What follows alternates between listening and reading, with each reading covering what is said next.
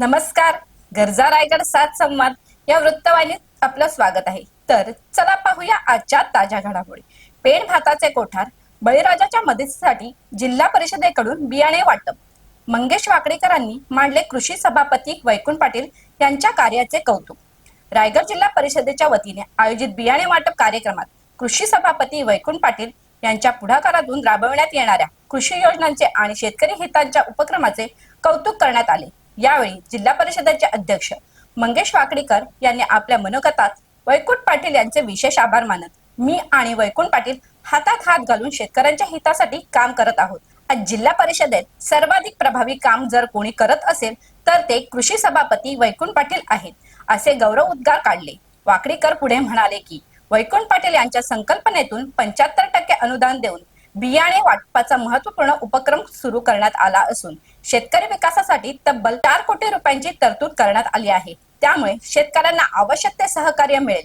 मी स्वतः शेतकऱ्याचा मुलगा असल्याने शेतकऱ्याच्या वेदना आणि अडचणी मला चांगल्या प्रकारे माहिती आहेत, असेही त्यांनी सांगितले. कार्यक्रमात कृषी सभापती वैकुंठ पाटील, माजी जिल्हा परिषद अध्यक्ष निलिमा पाटील तसेच आमदार रविशेठ पाटील यांनीही मार्गदर्शन केले. आमदार रविशेठ पाटील यांनी आपल्या भाषणात सांगितले की रायगड जिल्हा पेण तालुका हा खऱ्या अर्थाने भाताचे कोठार आहे. मात्र यंदा निसर्गाच्या लहरीपणामुळे बळीराजासमोर मोठे संकट उभे राहिले आहे. अशा कठीण परिस्थितीत जिल्हा परिषदेने शेतकऱ्यांच्या पाठीशी उभे राहत बियाणे वाटपाचा उपक्रम राबविला आहे.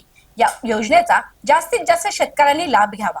या कार्यक्रमास पंचायत समितीच्या सभापती स्मिता पाटील, उपसभापती संजय डंगर, जिल्हा परिषद सदस्य प्रभाकर म्हात्रे, हरिओम, जनार्दन भस्मा, पंचायत समिती सदस्य तसेच मोठ्या संख्येने शेतकरी उपस्थित होते.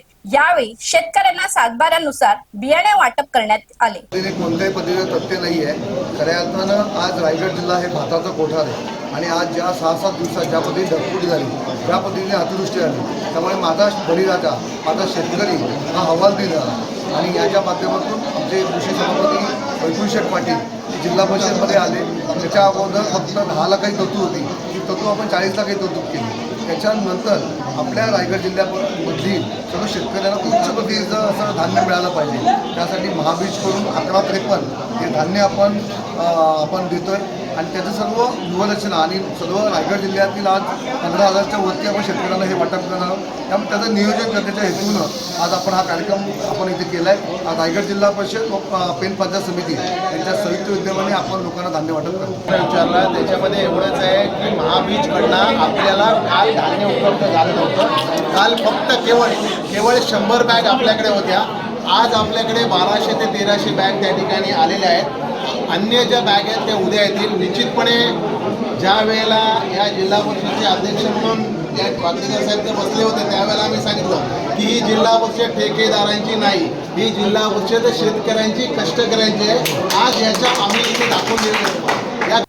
तर अशाच अनेक ताज्या घडामोडी पाहण्यासाठी गरजा रायगड 7 संवाद या वृत्तवाहिनीला सबस्क्राईब करून बेल आयकॉनवरती क्लिक करा. धन्यवाद.